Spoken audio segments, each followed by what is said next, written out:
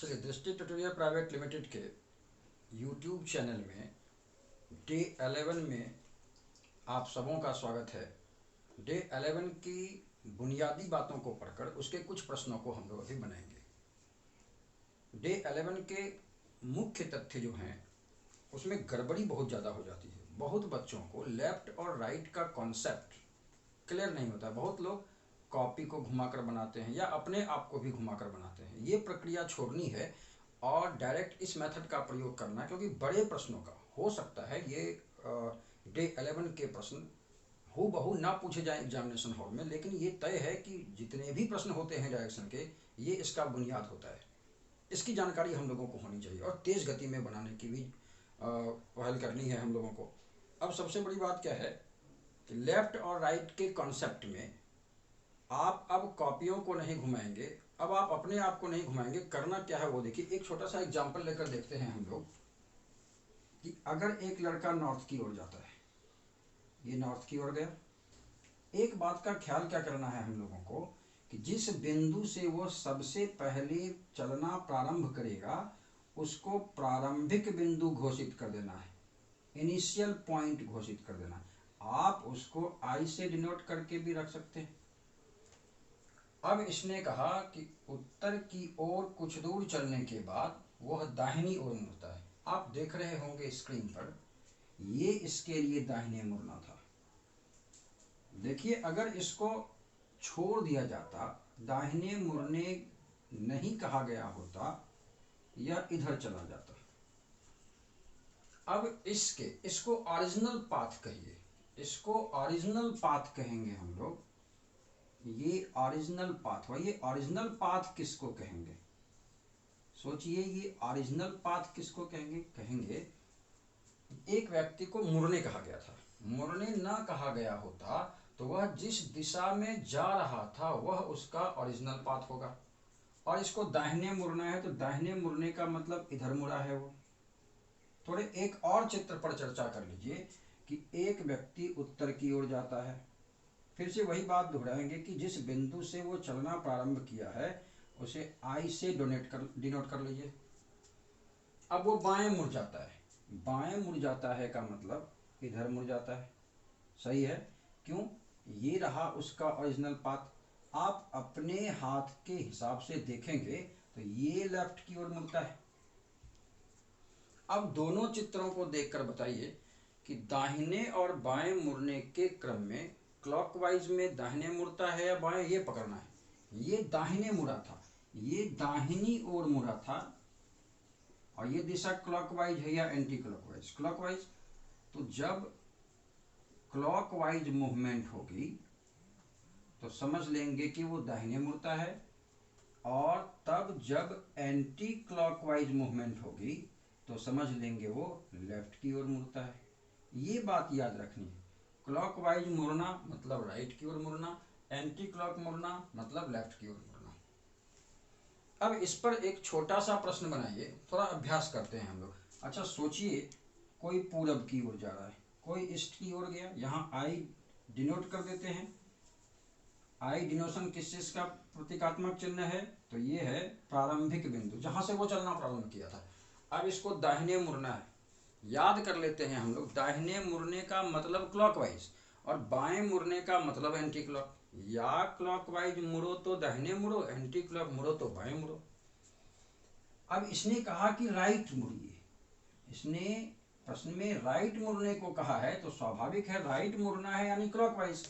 तो क्लॉकवाइज ऐसे मुड़ना है। देखिए, क्लॉकवाइज मुड़ गया तो ये राइट मुड़ गया। अब यही बात कि अगर कोई ईस्ट की ओर गया होता, ये इनिशियल पॉइंट है इसके लिए, इसको लेफ्ट में मुड़ना है। तो लेफ्ट में मुड़ने का मतलब एंटी क्लॉक, यानी इस दिशा में चला जाएगा। अब इसको कुछ और चित्रों से पहले समझते हैं।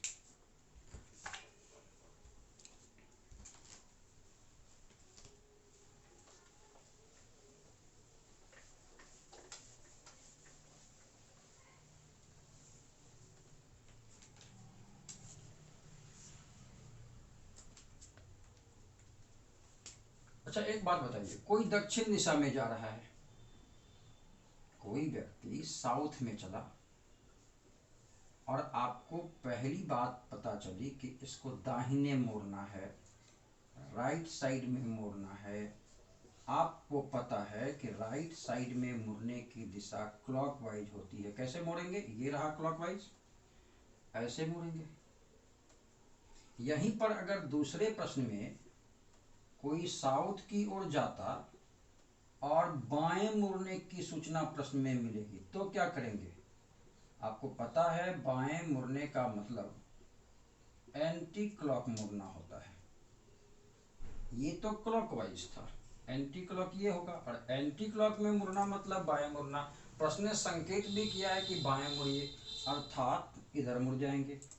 देखिए, दाहिने मुड़े फिर बाएं मुड़े। याद रखना है दाहिने का मतलब क्लॉकवाइज और बाएं का मतलब एंटी क्लॉक। एक और एग्जांपल लेते हैं, हम लोग चलते हैं वेस्ट की ओर, और यहां पर दो सूचनाएं प्राप्त होती हैं कि बाएं मुड़िए यानी लेफ्ट में मुड़िए, और दूसरी सूचना मिलती है कि दाएं मुड़िए यानी राइट में मुड़िए। तो सबसे पहले वेस्ट की ओर चलिए, ये रहा वेस्ट। अब पहली जानकारी मिली है कि लेफ्ट में मुड़ना है। लेफ्ट में मुड़ने का मतलब याद रखे हैं हम लोग एंटी क्लॉक। लेफ्ट मतलब एंटी क्लॉक और राइट का मतलब क्लॉकवाइज। हम लोगों को यहाँ पर पहले प्रश्न के मुताबिक प्रश्न ने कहा है लेफ्ट की ओर मुड़िए, यानी उसने कहा एंटी क्लॉक मुड़िए।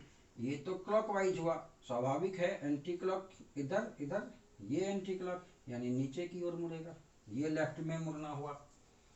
अब दूसरे प्रश्न की बात करें तो एक लड़का वेस्ट में जाता है, दूसरे प्रश्न के मुताबिक राइट में मुड़ना है। राइट में मुड़ने को याद रखे हैं आप कि क्लॉकवाइज में मोड़ देना है। क्लॉकवाइज का मतलब ये देखिए, इधर मुड़ेगा तो वो दाहिने मुड़ जाएगा। इसी कॉन्सेप्ट के साथ डे 11 के 5 प्रश्नों को बनाकर हम सीखते हैं। ये बड़ा महत्वपूर्ण होगा, इसलिए इसकी महत्वपूर्णता है कि कोई भी प्रश्न हो तो उसमें लेफ्ट राइट मुड़ने की पूरी संभावना होती है। डिग्री मूवमेंट भी होगा, जो अगले टाइप में अगले सेशन में हम लोग देखेंगे भी, और इसके और डिग्री मूवमेंट को मिलाकर बड़े बड़े प्रश्नों की तैयारी की जाती है। आइए अब हम लोग देखेंगे बारी बारी से प्रत्येक प्रश्न को। पहला प्रश्न जो स्क्रीन पर लिखा हुआ है उसको पढ़िए। प्रारंभिक बिंदु डिनोट करना नहीं भूलेंगे। पहला प्रश्न है, एक व्यक्ति किसी खास बिंदु पर उत्तर दिशा में कुछ दूर चलता है। तो आप पहले प्रश्न में उत्तर की ओर चलिए। क्या बात याद रखनी थी कि आई पॉइंट जरूर नोट कर देना है। प्रारंभिक बिंदु, कुछ दूर चलने के बाद बाईं ओर मुड़ा और रुक गया। बाईं ओर मुड़ना, लेफ्ट की ओर मुड़ना, याद कीजिए एंटी क्लॉक। तो लेफ्ट की ओर मुड़ेंगे तो एंटी क्लॉक मुड़ना है, क्योंकि एंटी क्लॉक बाएं मुड़ने को कहते हैं, और यहाँ संकेत मिला भी है कि बाएं मुड़िए, तो एंटी क्लॉक मुड़ेंगे, ये मुड़ गए। और फाइनली वो यहाँ जाकर रुक जाता है। फाइनली जहाँ रुकता है उसको F से डिनोट करते हैं, जो फाइनल पॉइंट होता है। अब प्रश्न है, अब बताइए उसका चेहरा किस दिशा में है। अब अच्छे से देख भी पा रहे होंगे कि अब इसका चेहरा वेस्ट की ओर है। इस प्रकार आप जवाब वेस्ट दे देंगे।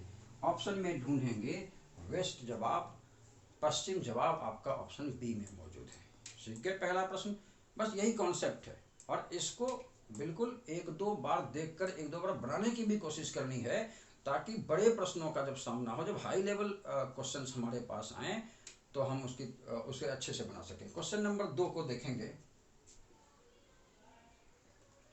रमा पूरब की ओर निकली। तो पहले पूरब की ओर चलें।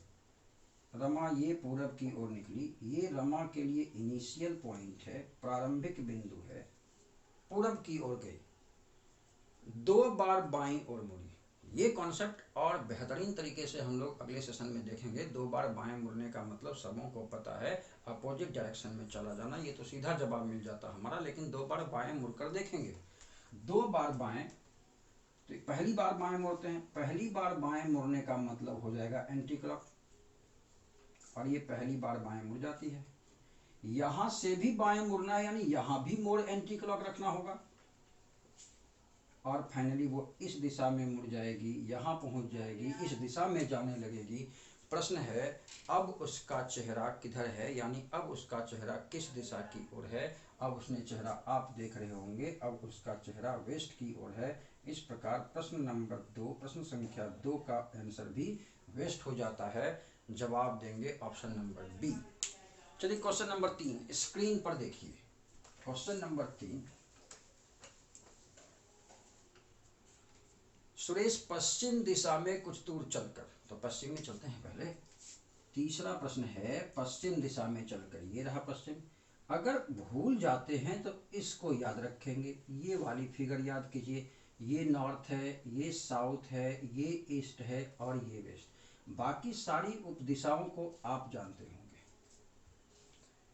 यहाँ एक गलती हो गई कि यहाँ इनिशियल पॉइंट देना छूट गया था, याद रखेंगे, आपसे ये गलती ना हो, इनिशियल पॉइंट जरूर देंगे। ये सुरेश पश्चिम दिशा में कुछ दूर चलकर दाहिने मुड़ता है, इस बार दाहिने मुड़ने का संकेत है, और दाहिने मुड़ने का मतलब होता है क्लॉकवाइज।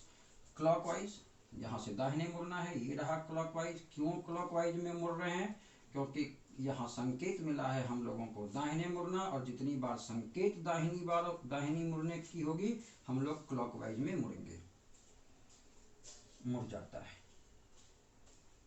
ये यहाँ पहुंच जाता है। ये इसके लिए फाइनल पॉइंट है। अब प्रश्न सुनिए, बताएं प्रारंभिक बिंदु से अंतिम स्थान किस दिशा में है। तो आप देख रहे होंगे प्रारंभिक स्थान से अंतिम स्थान इस दिशा में है, इस दिशा में है। जज नहीं कर पा रहे हैं वो कौन सी दिशा है, कोई बात नहीं, जिस बिंदु से पूछा गया है उस बिंदु पर प्लस का चिन्ह बना दें। इस प्लस के चिन्ह का मतलब नॉर्थ, ये साउथ, ये ईस्ट और ये वेस्ट होता है। प्रश्न ने क्या कहा था, इनिशियल बिंदु से फाइनल बिंदु, इनिशियल पॉइंट से फाइनल पॉइंट किस दिशा में है, तो आप कहेंगे इनिशियल पॉइंट से फाइनल पॉइंट इस दिशा में है। देखिए तो ये कौन सी दिशा है, किन दो दिशाओं के बीच में है, तो ये नॉर्थ और वेस्ट दिशा के बीच में है, यानी आपका आंसर नॉर्थ वेस्ट हो जाएगा, उत्तर पश्चिम हो जाएगा, उत्तर पश्चिम हो जाएगा, यानी ऑप्शन नंबर सी उत्तर पश्चिम। अब आइए क्वेश्चन नंबर 4 की बारी आ गई। 4 नंबर तो अब आप लोग बहुत अच्छे से बना सकेंगे, मेरी उम्मीद है। क्वेश्चन नंबर 4 की बारी।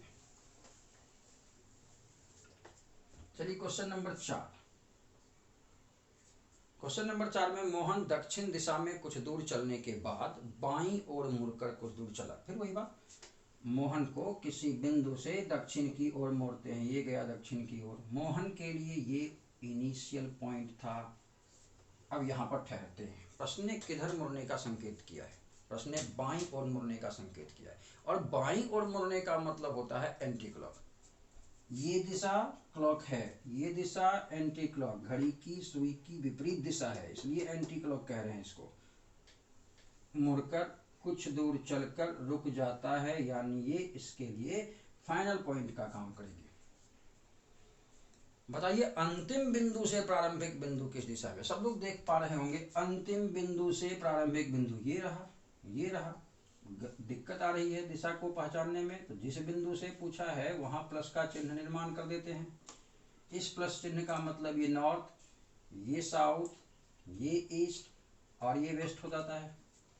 अब कहा फाइनल पॉइंट से इनिशियल पॉइंट किस दिशा में है, आप समझ रहे हैं, फाइनल पॉइंट से इनिशियल पॉइंट इस दिशा में है। ये दिशा कौन सी होगी, नॉर्थ और वेस्ट के बीच की दिशा नॉर्थ वेस्ट, और इसका आंसर क्वेश्चन नंबर 4 का आंसर नॉर्थ वेस्ट हो जाता है, उत्तर पश्चिम, यानी आंसर नंबर डी। चलिए 5वां प्रश्न इस सेशन का, ये आखिरी प्रश्न है।